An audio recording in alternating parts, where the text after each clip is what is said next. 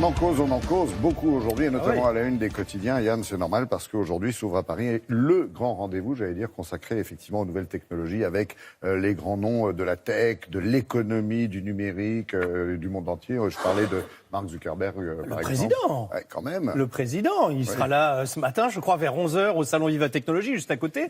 C'est la 3e édition de ce salon et Mark Zuckerberg sera en conférence à 17h aujourd'hui. Le patron de Facebook. Ouais. Et puis, il y a des innovations, bien sûr, à découvrir. Évidemment, vous savez qu'on a été très représenté au salon de Las Vegas, qui reste le grand salon, mais qui est réservé aux professionnels.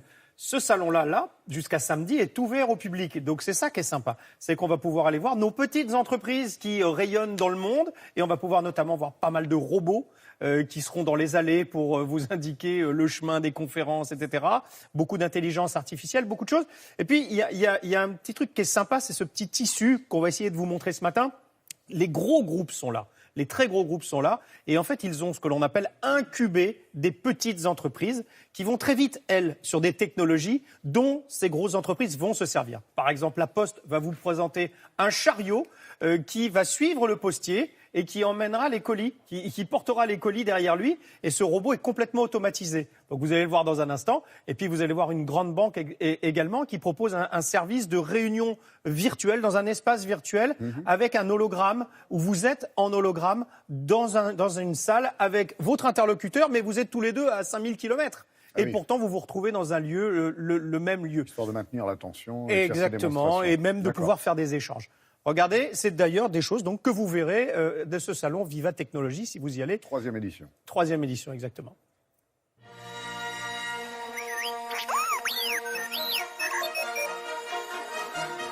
Le chariot suiveur, en fait, a été conçu pour suivre l'opérateur. Donc, il est équipé d'un lidar, donc un système de radar, qui permet de pouvoir assurer l'avancement de la machine à la vitesse de l'opérateur.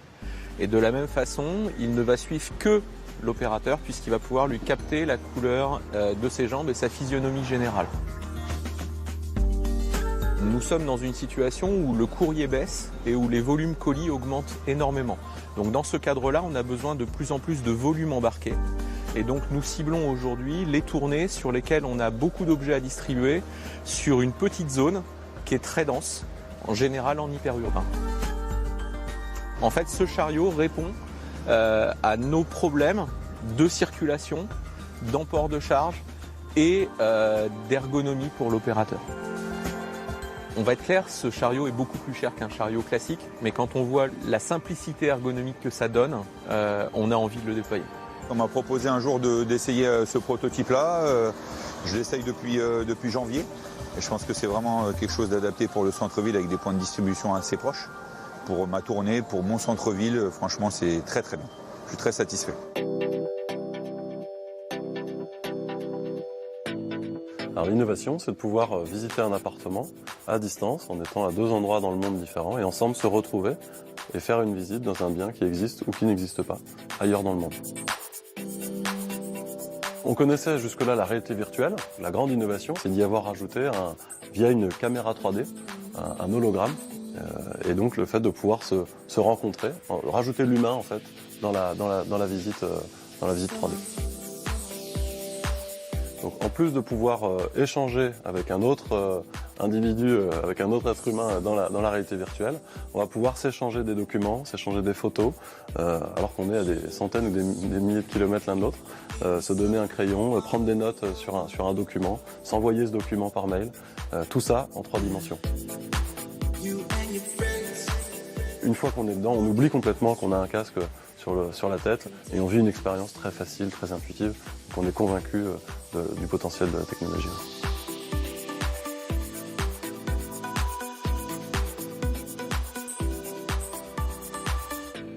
C'est un nouveau schéma économique, Exactement. peu, Yann, avec ces petits sous-traitants, nouveaux sous-traitants. Schématiquement, c'est ça. C'est-à-dire que ces grosses boîtes savent qu'elles n'auront pas le temps de développer, d'être dans les temps, tout cet aspect digital. Donc, elles font venir ces startups chez elles en disant, vous le développez, on vous finance, et puis on profitera de cette technologie lorsque vous l'aurez développée. C'est de cette façon que ça va marcher. Pour ce qui est de l'hologramme, là, vite fait, parce qu'il y a quand même beaucoup de startups dont on a parlé depuis un an qui seront à Viva Technologie. Vous savez que bientôt, vous aurez un téléphone qui sera justement avec des hologrammes. C'est-à-dire que les photos que vous prenez, elles sortiront quasiment de votre téléphone. Hein. Ouais, c'est marrant, je suis pas pressé de voir ça. Ah bah si, il faut 80 000 visiteurs attendus, en tout cas sur 3 D'accord. jours. Si vous aimez la nouvelle technologie, il faut y aller. Merci beaucoup.